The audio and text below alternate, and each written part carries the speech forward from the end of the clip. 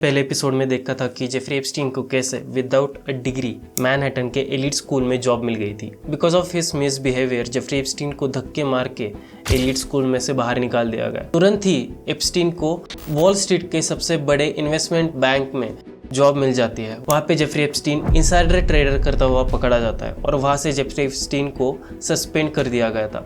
But उससे पहले ही Jeffrey Epstein ने अपनी खुद की एक कंपनी इस्टेब्लिश कर दी थी। 1980 से लेकर 1990s तक जेफरी एप्स्टीन स्टीवन हॉफनबर्ग के साथ पोंजी स्कीम चला रहा था और इस पोंजी स्कीम में बहुत सारे क्लाइंट्स के पैसे डूबे हुए थे and cost is around $450 million. और इसमें सबसे बड़ा हाथ था जेफरी एप्स्टीन का। स्टीवन को जेफरी एप्स्टीन सजेशंस देता था। On the basis of that Steven Hoffenberg ये सारे डिसीजंस और ये पोंजी स्कीम चला रहा था। इस पोंजी स्कीम में जेफरी एप्स्टीन पकड़ा ना जाए इसलिए जेफरी एप्स्टीन रिजाइन कर देता है और उसके बाद ही जेफरी एप्स्टीन की मुलाकात होती है रॉबर्ट माइस्टर से। रॉबर्ट माइस्टर जेफरी एप्स्टीन की और लेस वैक्सनर की मीटिंग सेट करवा देता है। लेस वैक्सनर जेफरी एप्स्टीन से इतना ज़्यादा खुश हो जाता है कि लेस वैक्सनर उसको अपना राइट हैंड मैन बना लेता है और यही से जेफरी एप्स्टीन के सेक्सुअल अब्यूज वाली एक्टिविटीज़ बहुत ही ज़्यादा बढ़ जाती है। जेफरी एप्स्टीन ने सिर्फ सेक्सुअली अब्यूज ही नहीं किया था, बहुत सारी लेस वैक्सनर की प्रॉपर्टीज, मैंशंस, बहुत सारे लेस वैक्सनर के शेयर्स अपने नाम करवा लिए थे और इन सभी चीज़ों की टोटल अमाउंट होती है $200 मिलियन। मतलब कि जेफरी एप्स्टीन ने लेस वैक्सनर से $200 मिलियन चुरा लिए थे। And because of this sexual abuse activities Les Wexner Jeffrey Epstein के साथ सारे टाइल्स कट कर देता है। यहाँ से बाहर निकलते ही जेफरी एप्स्टीन की मुलाकात होती है गिजलेन मैक्सवेल से। Because of the Robert Maxwell death Ghislaine के ऊपर $450 मिलियन की डेथ प्रॉब्लम्स आ चुकी थी। तभी गिजलेन मैक्सवेल की मुलाकात होती है जेफरी एप्स्टीन से। जेफरी एप्स्टीन को एलिट सर्कल में एंटर करना था and Ghislaine Maxwell was the perfect candidate. उसके बाद ही एपिसोड 2 में जेफरी एप्स्टीन ने अपनी खुद की एक टीम बना ली थी। इन लड़कियों को फंसाया जाता था और मेंशन पे लेके आके सेक्सुअली अब्यूज किया जाता था। गिजलेन मैक्सवेल अपने विक्टिम्स को सिलेक्ट करती थी, आइलैंड पे लेके आके उनके साथ सेक्सुअली अब्यूज करती थी और जो भी ये लड़कियां आइलैंड पे लेके आती थी उन लड़कियों के साथ जेफरी एप्स्टीन एलिट्स दोस्तों के साथ ट्रेड करता था। जब जेफरी एप्स्टीन वैक्सनर के साथ था, एप्स्टीन ने वैक्सनर का यूज करके लिटिल सेंट जेम्स आइलैंड खरीद लिया था। सेक्सुअल अब्यूज वाली एक्टिविटीज इसी आइलैंड पे की जाती थी और जितने भी सैटेनिक रिचुअल्स थे जेफरी एप्स्टीन इसी आइलैंड पे करता था। और एक कॉन्स्पिरेसी थ्योरी ये भी निकल के आते हैं कि Jeffrey Epstein was founder of bitcoin. America के सबसे बड़े फेडरल प्रोसिक्यूटर्स जो कि एक केस पे काम कर रहे थे और उन्होंने तैयार किया था 53 पेज का एक इंडिकमेंट जिसमें थे 60 से भी ज़्यादा फेडरल चार्जेस और ये चार्जेस एक आदमी को जिंदगी भर जेल में रखने के लिए काफ़ी थे। 30 से भी ज़्यादा विक्टिम्स FBI ने आइडेंटिफाई करवा लिए थे, विटनेसेस थे, एविडेंस थे। ये केस वाटर टाइट था but this case becomes a deal of a life time. March 2005, Palm Beach, Florida. Parents reach out the police station and report a file. उनकी 14 साल की बेटी के साथ जेफरी एप्स्टीन ने उसके पाम बीच मैंशन पे कुछ मिसबिहेव किया था।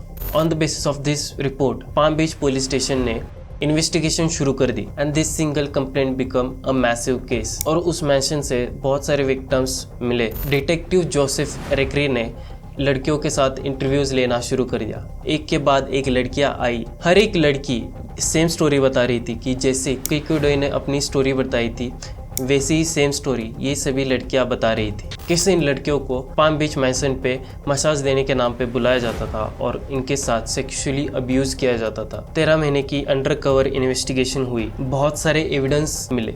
Palm Beach police chief Michael Ritter जो कि अपने 30 साल के करियर में कभी भी पब्लिकली आके नहीं बोले थे, इस केस पर वो पब्लिकली आके बोले क्योंकि इन विक्टिम्स को जस्टिस नहीं मिल रहा था। पाम बीच पुलिस डिपार्टमेंट ने इस केस को बैरी क्रिशर के पास भेजा। Barry Krischer was the first prosecutor of Epstein. Barry Krischer ने इस केस पर तलाशी ली और उसके बाद ही बैरी क्रिशर ने इस केस को ग्रैंड जूरी को भेज दिया और ग्रैंड जूरी ने इस केस पर एक सिंगल चार्ज दिया, solicitation of prosecution. 30 victims, a single charge. और जब ये सिंगल चार्ज के बाद माइकल रिटर को पता चली तो वो शॉक हो चुका था और माइकल रिटर ने पब्लिकली आके ये कहा कि क्रिशर ने जेफरी एप्स्टीन को स्पेशल ट्रीटमेंट दी है and this case was big because 60 से भी ज़्यादा फेडरल चार्जेस जेफरी एप्स्टीन पे लगाए गए थे और रिटर ने इस केस को एस्केलेट करने के लिए FBI ऑफिस मायामी में जो है इनको दे दिया। जब ये केस FBI के पास आ गई तब FBI ने शुरू किया ऑपरेशन लीप ईयर। मई 2006 फेडरल इन्वेस्टिगेशन शुरू हुई और जब ये इन्वेस्टिगेशन हो रही थी तब FBI के सामने इतनी सारी चीज़ें आ रही थी कि FBI ने इस केस को स्टेट लेवल से डायरेक्टली फेडरल लेवल तक ला के रख दिया। Federal level means a severe punishment and there is high possibility of life sentences.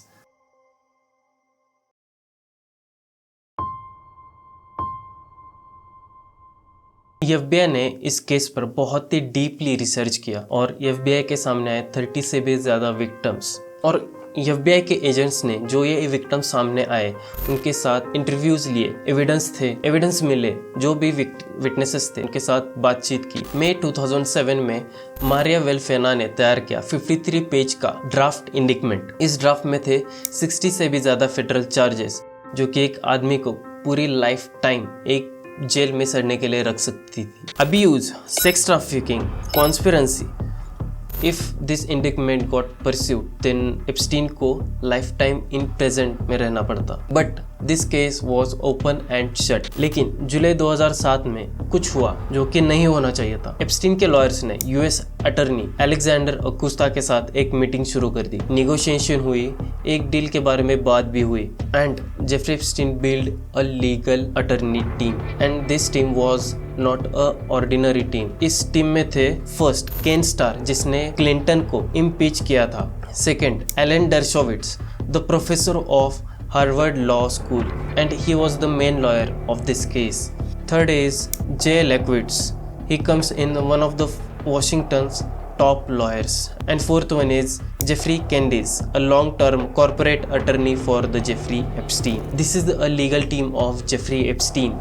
और इस टीम को जेफरी एप्स्टीन ने हायर किया था। ऑब्वियसली जेफरी एप्स्टीन ने इनको मिलियंस में पेमेंट की थी और जो ये लॉयर्स थे वो अकुस्ता के साथ निगोशिएशन करने के लिए बैठे और सभी लॉयर्स को पता था कि कौन गिल्टी है। फिर भी ये लॉयर्स निगोशिएशन करने के लिए अकुस्ता के साथ बैठे और ये निगोशिएशन पूरे 1 साल तक चली। 2007 से लेकर 2008 तक ये इन्वेस्टिगेशन चली। बट इसमें एक प्रॉब्लम थी, जो ये अलेक्जेंडर अकुस्ता था उसके जो ईमेल्स थे वो पूरे 1 साल के ईमेल्स गायब थे। अकुस्ता के ईमेल रिकॉर्ड्स में मई 2007 से लेके अप्रैल 2008 तक, यानी वही पीरियड जिसमें ये निगोशिएशन चल रही थी, तभी बहुत सारे अकुस्ता के ईमेल्स मिसिंग थे। A gap, a big data gap. Farmer जज पॉल केसल जो कि विक्टिम्स थे, उनके लॉयर्स थे, उन्होंने ये कहा कि एग्जैक्ट गैप जब ये निगोशिएशन चल रही थी उसी टाइम पे ये एग्जैक्ट गैप कैसे आया and this is not a coincidence. 24 सितंबर 2007 में जेफरी एप्स्टीन ने एक डील साइन की, that was NPA which means non prosecution agreement.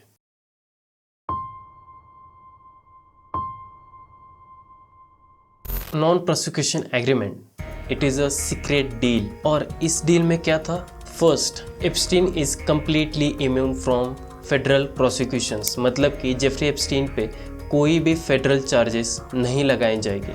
Second, जो जेफरी एप्स्टीन के नेम्ड को कॉन्स्पिरेटर्स थे उनको इम्यून किया जाएगा और इसमें थे first Sarah Kellen, she was a scheduler of massages. Second is Nadia Marcinkova, she was the 6 slaves. इसकी स्टोरी मैंने पार्ट 2 में एक्सप्लेन की है। जो ये फ्लाइट्स थे इनको मैनेज करने का काम नादिया मार्सनकोवा देखती थी।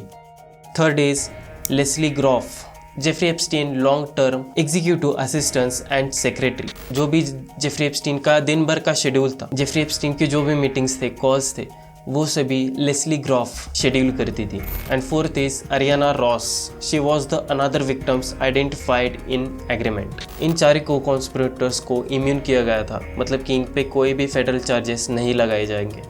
And third is Epstein only had to pled guilty in state court on 2 charges, मतलब कि जेफरी एप्स्टीन के ऊपर सिर्फ 2 चार्जेस लगाए जाएंगे। First is solution of prosecution and second is solution of prosecution from a minors. And fourth is 18 month of county jail with work release. 18 month of county jail का मतलब था Jeffrey Epstein दिन में office में काम करेगा और रात में सोने के लिए सिर्फ जेल में आ जाएगा।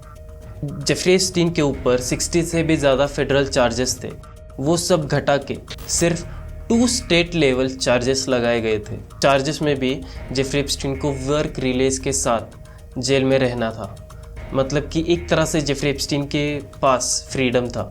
And this only happen because of Washington top lawyers, जिन्होंने जेफरी एप्स्टीन को इस केस में से बाहर निकालने के लिए बहुत मदद की। और ये जब बात बाहर आई, मायामी हेरल्ड, जो कि एक मायामी का न्यूज़पेपर है, उन्होंने ये कहा कि this is a deal of a life time, but this deal was not a main part. The main part is, ये जो डील हो चुकी थी वो डील सीक्रेट थी, और इस डील के बारे में इन विक्टिम्स को नहीं बताया गया था, और इन विक्टिम्स को ये नहीं पता था कि फेडरल गवर्नमेंट ने ये डील सीक्रेटली साइन कर ली है।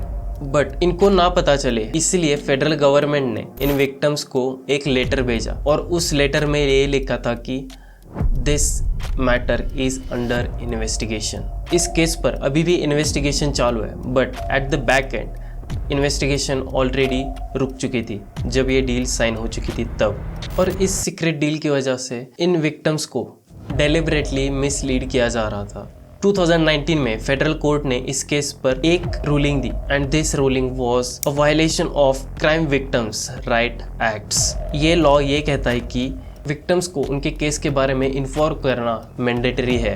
बट एप्स्टीन के लॉयर्स ने ये डील बहुत ही अच्छे से स्ट्रक्चर की थी। ये डील ऐसी की गई थी कि जो भी विक्टिम्स है, कोर्ट में प्लाई हियरिंग से पहले कोई भी विक्टिम्स प्रेजेंट नहीं होना चाहिए, और उस टाइम पे जब ये अपील सुनाई जा रही थी अभी कोई भी विक्टिम कोर्ट में प्रेजेंट नहीं था, और उससे पहले ही ये डील सील कर दी थी, और इन विक्टिम्स को बाद में पता चला। फॉर्मल प्रोसिक्यूटर मारिया वेल्फेना ने कहा कि it was injustice, this was a result of deep implicit institutional bias.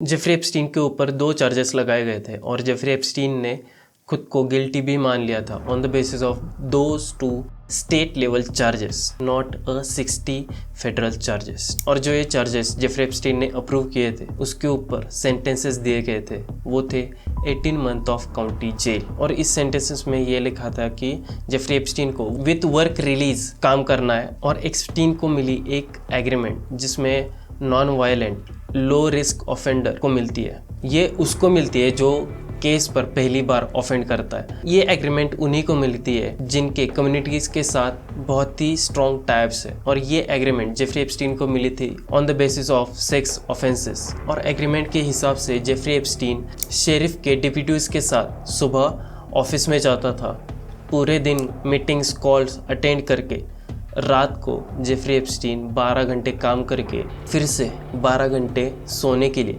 Jail में आता था। और पाम बीच शेरिफ्स ऑफिस ने इस एग्रीमेंट के लिए स्पेशल परमिशन दी थी, मतलब कि जेफरी एप्स्टीन जेल में था बट उसके पास फ्रीडम थी।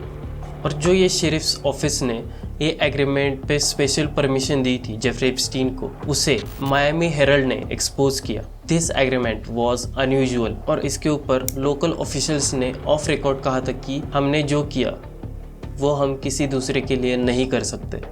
जुलाई 2009 में जेफरी एप्स्टीन 13 महीने के बाद जेल से बाहर आ गया विथ सेक्स ऑफेंडर रजिस्ट्रेशन के साथ। बट जो फेडरल इम्यूनिटी डील थी वो अभी भी जेफरी एप्स्टीन पर वैलिड थी। विक्टिम्स के अगेंस्ट जाके जेफरी एप्स्टीन ने इस डील को साइन किया विदाउट इन्फॉर्मिंग विक्टिम्स, और जेफरी एप्स्टीन को जो लाइफ टाइम इम्प्रिजनमेंट होने वाली थी वहाँ पे सिर्फ जेफरी एप्स्टीन को 13 मंथ ऑफ जेल हो चुकी थी with work release. Jeffrey Epstein के ऊपर जो ये 60 चार्जेस लगाए गए थे उसकी जगह पे सिर्फ 2 state level charges Jeffrey Epstein पे लगाए गए थे। Who is Alexander Acosta? Alexander Acosta was a Harvard law graduate. He comes in America's top lawyers list. From 2005 to 2009, Acosta was US Attorney for the South District, Florida. But why Acosta signed this deal? Acosta का answer था कि our goal is straightforward. Jeffrey Epstein को jail में भेजना trial में risk था, और state level charges was the best option for the Jeffrey Epstein. But उन्होंने जो ये डील की थी वो अंदर से एक चीज़ को खोखला बना देती है। FBI के पास 30 से भी ज़्यादा आइडेंटिफाइड विक्टिम्स थे, 53 पेज का इंडिक्मेंट था, and this was not a weak case, it was a strongest case. इन विक्टिम्स के पास बहुत सारे एविडेंस थे ओनली बिकॉज ऑफ अकुस्ता, क्योंकि अकुस्ता को इस डील को साइन करना था। ओनली बिकॉज ऑफ द अकुस्ता ने इस डील को बहुत ही अच्छे से हैंडल किया था। 2017 में डोनाल्ड ट्रंप ने अकुस्ता को नॉमिनेट किया as a US secretary labor. After that, in confirmation hearing, there are multiple question raised against Jeffrey Epstein deal. Obviously Acosta ने इस क्वेश्चंस पे डिफेंड किया, सेनेट ने कंफर्म भी किया। जब मैं रिसर्च कर रहा था तब मुझे बात पता चली कि ऑन आवरली बेसिस लॉयर्स को $1000 तक पे किया जाते हैं। If the case is big then victims pays from 1 lakh to 3 lakh dollars to lawyers. But Jeffrey Epstein ने इन लॉयर्स को $4 मिलियन पे किए थे। इन 2019 जेफरी एप्स्टीन को फिर से अरेस्ट किया गया only because of Joel Brown investigation which is from Miami Herald. 2019 में जोएल ने इस इन्वेस्टिगेशन को पब्लिकली लाया और only because of this case Acosta becomes secretary labor. But Acosta ज़्यादा दिन तक डिओएल नहीं था। इन जुलाई 2019 अकुस्ता को रिजाइन करना पड़ा। We have just learned here at CNN that Labor Secretary Alexandra Acosta has resigned. This is huge. This is someone who was confirmed by the Senate in 2017. You had 8 Democrats voting for him, but this is because of the fallout from his handling a decade ago of the plea deal, the sweetheart plea deal that was given to the sexual predator, Jeffrey Epstein. September 2015 house oversight committee ने अकुस्ता को सफोनिया किया और अकुस्ता के साथ 6 घंटे close door testimony हुई और community Democrat ने यह कहा कि अकुस्ता शोज नो रिग्रेट। अकुस्ता ने कोई भी रिग्रेट नहीं दिखाया। बट जब ये केस अकुस्ता के पास आ चुकी थी तब अकुस्ता ने इस डील को नाम दिया था स्वीट हार्ट डील और अकुस्ता ने इस स्वीट हार्ट डील को इनकार कर दिया।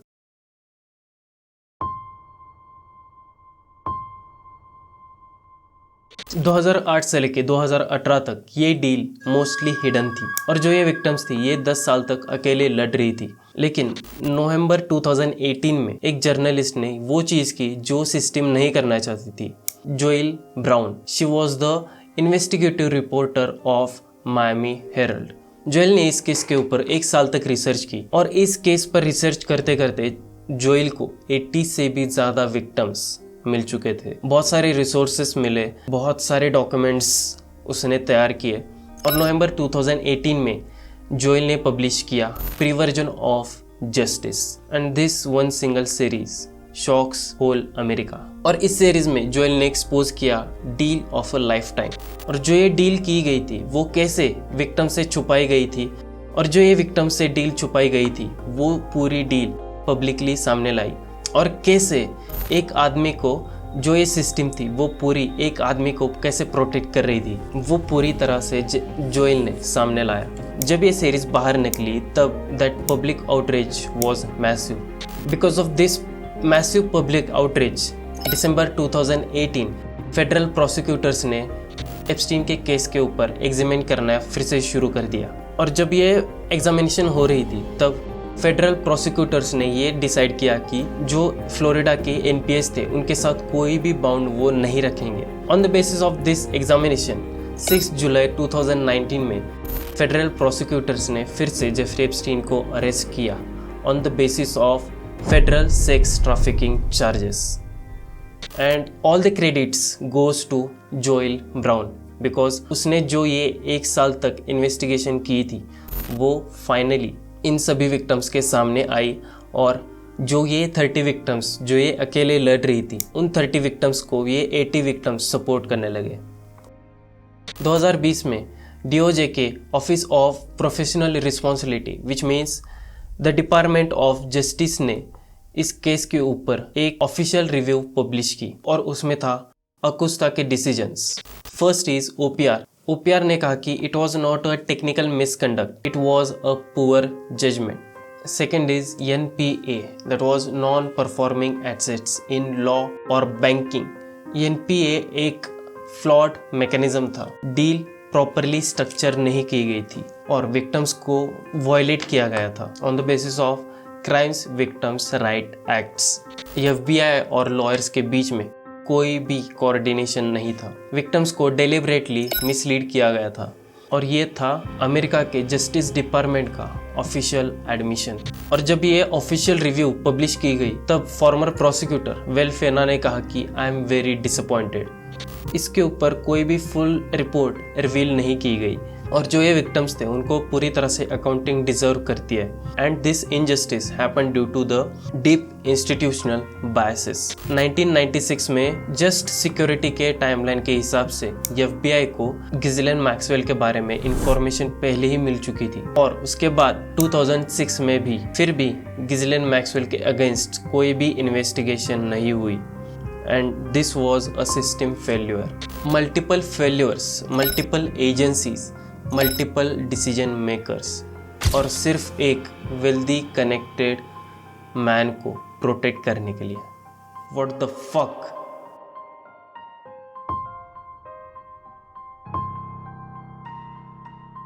OPR ने ये ऑफिशियल रिव्यूज पब्लिक किए थे।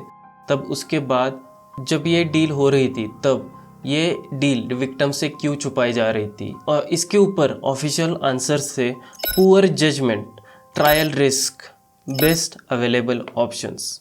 लेकिन ये इन फैक्ट्स को हम इग्नोर नहीं कर सकते। एप्स्टीन के लीगल टीम में थे अमेरिकाज मोस्ट कनेक्टेड लॉयर्स और एप्स्टीन के सर्कल में थे politicians, business leaders, powerful figures, media elites, tech tycoons. जब अकुस्ता के साथ 6 घंटे की क्लोज डोर टेस्टिमनी हो रही थी तब अकुस्ता ने रिपोर्ट किया था कि Epstein has a very good connections with intelligence. ये रिपोर्टेड नहीं था। ये this claim was not verified. ये क्लेम ऑफिशियल रिकॉर्ड्स में भी नहीं है, लेकिन इस क्लेम को उन लोगों ने रिपोर्ट किया था जो उस टाइम पे उस मीटिंग में थे और उन्होंने ये कहा कि Acosta said that there is high possibility that Epstein had good connections with intelligence agency, but this was not official. This was from the reporters who present in 6 hours of closed door testimony. और DOJ ने जुलाई 2025 में कहा कि कोई भी client list नहीं थी। Jeffrey Epstein ने किसी को भी ब्लैकमेल नहीं किया था।